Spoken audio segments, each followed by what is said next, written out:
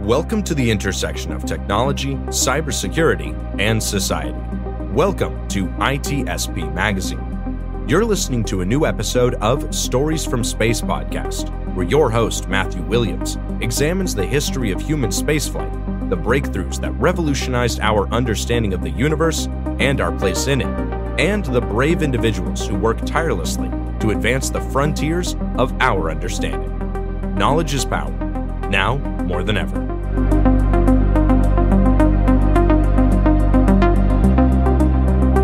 The authors acknowledge that this podcast was recorded on the traditional, unceded lands of the Lekwungen peoples. Good day, and welcome back to Stories from Space. I'm your host, Matt Williams. Today, in honor of the fact that tomorrow is Christmas, I've decided to talk about Sir Isaac Newton, who just happened to be born on Christmas Day, at least when one considers the Julian calendar, which was still in use when he was born. Today, in accordance with the Gregorian calendar, we recognize his birthday as being on January 4th, but of course his reputation goes far, far beyond the circumstances of his birth. Sir Isaac Newton is considered one of the most influential scientists in history, and was without a doubt the most influential scientist in the 17th century.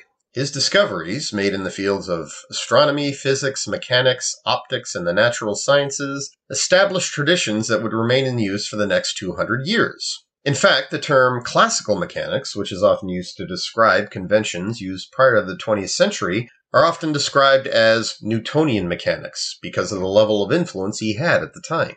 Newton published several books, tracts, and treatises throughout his life. It was his magnum opus, Mechanical Principles of Natural Philosophy, published in 1687, that has had the most enduring legacy. As usual, if you want to understand a historical figure, you need to look to their origins and their early life first. With that in mind, Sir Isaac Newton was born on January 4th, 1643, by the Gregorian calendar. As noted, it was December 25th, 1642, by the Julian calendar, in Woolsthorpe by Colsterworth in Lincolnshire, England. He was born into a prosperous farming family, but from an early age, he wanted to be an academic, and engineering and mathematics and astronomy were things he expressed interest in from an early age. He also demonstrated an aptitude for learning and inventing that lasted his whole life. These same characteristics allowed him to retire a very wealthy man. From the age of 12 to 21, he studied at the King's School in Grantham, where he learned Latin and was a top-ranked student. Among his exploits, he was recognized for building sundials and models of windmills that impressed his teachers and fellow students. In 1661, he was admitted to Trinity College, Cambridge, and he spent the first 3 years studying classical Aristotelian theory. This was standard for the time. However, the conventions laid down by Aristotle in terms of mechanics, physics, philosophy, astronomy, and biology were coming to be challenged. Newton picked up on this as he read works by René Descartes, Galileo, Kepler, and many other famous scientists that emerged during the scientific revolution. In 1664, he received a scholarship to pursue his Master's of Arts degree, which would have taken him 4 years. However, the completion of his studies had to wait a year as the Great Plague shut down the university. Nevertheless, while studying at home, Newton developed the seeds of his greatest ideas in the fields of calculus, optics, and gravitation. In 1667, he returned to Cambridge, where he was elected as a fellow, and by 1669, he'd earned his M.A. and published his first treatise on calculus. Titled Method of Fluxions, the publication of this volume earned him notoriety and allowed him to become the Lucasian Chair of Mathematics at Cambridge, and by 1672, he was elected a Fellow of the Royal Society. And while Newton's theories on universal gravitation and physics are what he's most renowned for, his earliest contributions were actually in optics. In 1666, he observed that light entered a prism as a circular ray, but exited it in the form of an oblong. This demonstrated that prisms refract different colors of light at different angles. From this, he concluded that color is a property intrinsic to light, something that scientists had been debating for years. In 1668, he designed and built the reflecting telescope, which helped prove his theory. Between 1670 and 1672, he delivered a series of annual lectures at Cambridge, where he showed that using a reflecting telescope, the multicolored spectrum produced by a prism could be transformed back into white light by a lens and a second prism. Through his experiments, he also demonstrated that colored light does not change its properties, regardless of whether it's reflected, scattered, or transmitted. From this, he concluded that color is the result of objects interacting with already colored light, rather than being intrinsic to objects themselves. This became the basis of his theory of color, which he published in a 1672 treatise titled Of Colors. In 1675, his theories were republished in a larger volume titled Hypothesis of Light, in which he predicted future advances in physics, optics, and the study of light. For one, he argued that light was composed of corpuscles, or particles, which become refracted as they accelerate into a denser medium. He also theorized that ordinary matter was composed of larger corpuscles, and even theorized that there was an ether that transmitted forces between these particles. By 1704, Newton published all of his theories on light, optics, and colors into a single volume titled Optics, or Treatise of the Reflections, Refractions, Inflections, and Colors of Light. What was especially interesting about Newton's arguments is that they verged on wave theory in order to explain repeated patterns of reflections and transmissions of light. This would go on to influence later physicists who began articulating a purely wave-like explanation of light, and those who began to argue whether light took the form of a wave or a particle. His theory on light being made up of corpuscles also predicted quantum mechanics and photons, and the idea of wave-particle duality. In the meantime, Newton continued to develop his theories on gravity. He suffered a temporary setback in 1678 when he experienced a nervous breakdown. This was apparently caused by a combination of work-related stress, his ongoing feud with Robert Hooke, a fellow member of the Royal Society, with whom he'd had many disagreements. In particular, Robert Hooke seemed to resent Newton's growing fame and notoriety, which continued to grow throughout his life, whereas Hooke's continued to diminish. The death of his mother a year later further encouraged him to seek isolation. For 6 years, he withdrew from correspondence unless other scientists initiated. However, during his hiatus, Newton also renewed his interest in mechanics and astronomy. Ironically enough, it was correspondence with Hooke that began to encourage him. Another factor was the appearance of a comet during the winter of 1680-81. The sighting of this comet led him to correspond with John Flamsteed, England's astronomer royal. Combined with Newton's interest in Copernicus and Galileo and Kepler's laws of planetary motion, he began to consider how gravity affected the orbits of the planets, the moon, comets, and all other astronomical phenomena.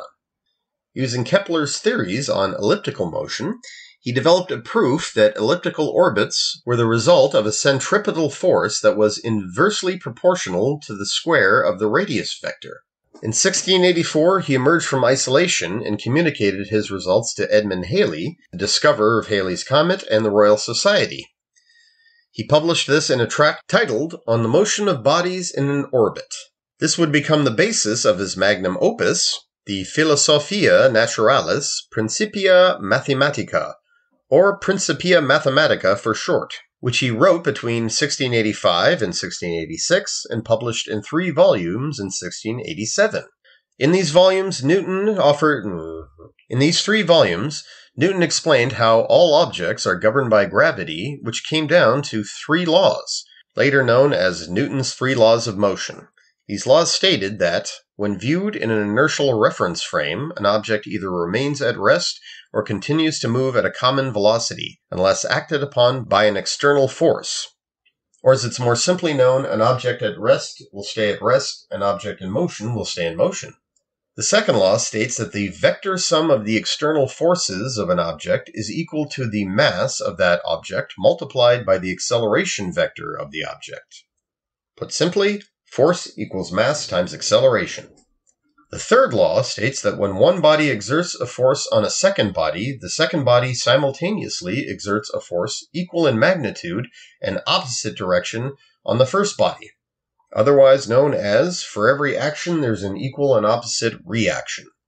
These laws effectively described the relationship between objects, the forces acting upon them, and the resulting motion. They were revolutionary in that they allowed Newton and other astronomers to calculate the mass and orbit of each planet.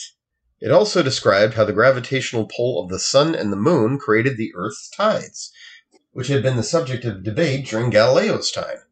It also described how the Earth was not a perfect sphere, but rather a flattened sphere, and Newton was able to calculate the flattening of the Earth at the poles and its bulge at the equator. These principles would remain canon for the next 200 years among physicists, astronomers, and scientists. They informed the concept of universal gravitation, which became the mainstay of modern astronomy and would not be challenged until the 20th century, thanks to the rise of Einstein's relativity and quantum mechanics. But in addition to astronomy, optics, mechanics, and physics, Newton had several other interests which he happened to publish tracts on. For one, he was rather interested in alchemy. In his book Optics, his theories on the corpuscular nature of light included an idea that light and matter could be converted through alchemical transmutation. His friendship and talks with Henry Moore, another Cambridge scientist who was also a Platonist and Theosophist, encouraged Newton's interest in alchemy. Based on the Hermetic ideas of attraction and repulsion between particles, he replaced his theory about an ether existing between particles with the presence of occult forces found in nature. All this reflected Newton's interest in both the alchemical and the scientific method, for which there really was no distinction in his time. During the 1690s, he wrote several tracts about literal and symbolic interpretations of the Bible, which remained unpublished until after his death. And in 1696, Newton moved to London and became the warden of the Royal Mint. He would remain in this post for 30 years, eventually becoming the master of the mint, and played a major role in England's currency reform. By 1703, he became the president of the Royal Society and an associate of the French Académie des Sciences, or Academy of Sciences. In 1705, Queen Anne visited Trinity College, Cambridge, and knighted Newton, making him the second scientist to be knighted after Sir Francis Bacon. Sadly, it was quite possibly Newton's experiments with alchemy that led to his death. In 1693, he suffered another major breakdown. In his final years, he was forced to move in with his niece and her husband in Cranberry Park, near Winchester. When he reached the age of 80, his physical and mental health began declining significantly, causing him to become more erratic and suffering from digestive problems, which forced him to live on a strict diet until his death. In 1727, March the 2nd, or March 31st on the Gregorian calendar, Newton collapsed from stomach pains, lost consciousness, and then died in his sleep. Hair samples that were later taken from him showed high levels of mercury, leading many to speculate that his death was caused by mercury poisoning. By the time of his death, he had become one of the most famous scientists in Europe. His discoveries were unchallenged, and he'd even become wealthy thanks to wise investments that he had made over the years. Much of this fortune was left through bestowments to various charitable causes and scientific organizations, and he was later buried in a tomb at Westminster Abbey, where his remains can still be visited. For his work, many of Newton's contemporaries called him the greatest genius that ever lived. That reputation would live on long after his death.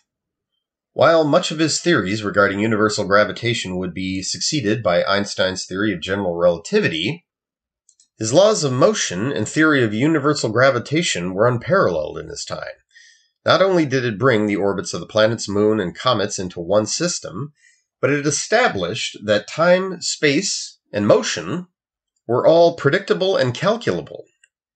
He also invented modern calculus, revolutionized our understanding of light and optics. All of this effectively synthesized theories put forth by scientists since classical antiquity. Eventually, his theories on universal gravitation would be succeeded by Einstein's theory of general relativity, which showed that time, distance, and motion are not separate or absolute, but rather are dependent on the observer and their motion. Nevertheless, Einstein himself was a huge fan of Newton. He allegedly kept a picture on his study wall next to pictures of Michael Faraday and James Clerk Maxwell, contemporaries of Einstein's who were very famous for their theories. In a eulogy delivered on the 200th anniversary of Newton's death in 1927, Einstein called him a shining spirit and said, "Nature to him was an open book, whose letters he could read without effort." In the past several decades, multiple polls have been conducted in which respondents were asked who had a greater influence on science and history, Einstein or Newton. All of these polls agreed that Einstein and Newton are rightly ranked as the first and second most influential. Which one's first and which one's second? That depends on which poll you consult. A 2005 survey of the British Royal Society showed that the members believed that Newton had the greatest effect. Then again, one could argue that they are slightly biased. In spite of his monumental achievements, though, Newton was renowned for maintaining a humble attitude. In fact, he best described his accomplishments when he said, "If I have seen further, it is by standing on the shoulders of giants." In 2027, it will be the 300th anniversary of Isaac Newton's death. However, this holiday season marks the 379th anniversary of his birth.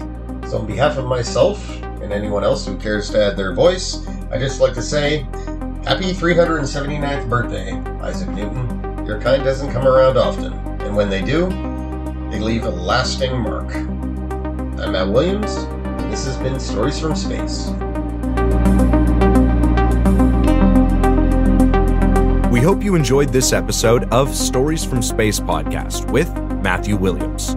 If you learned something new and this podcast made you think, then share itspmagazine.com with your friends, family, and colleagues. If you represent a company and wish to associate your brand with our conversations, sponsor one or more of our podcast channels. We hope you will come back for more stories and follow us on our journey. You can always find us at the intersection of technology, cybersecurity, and society.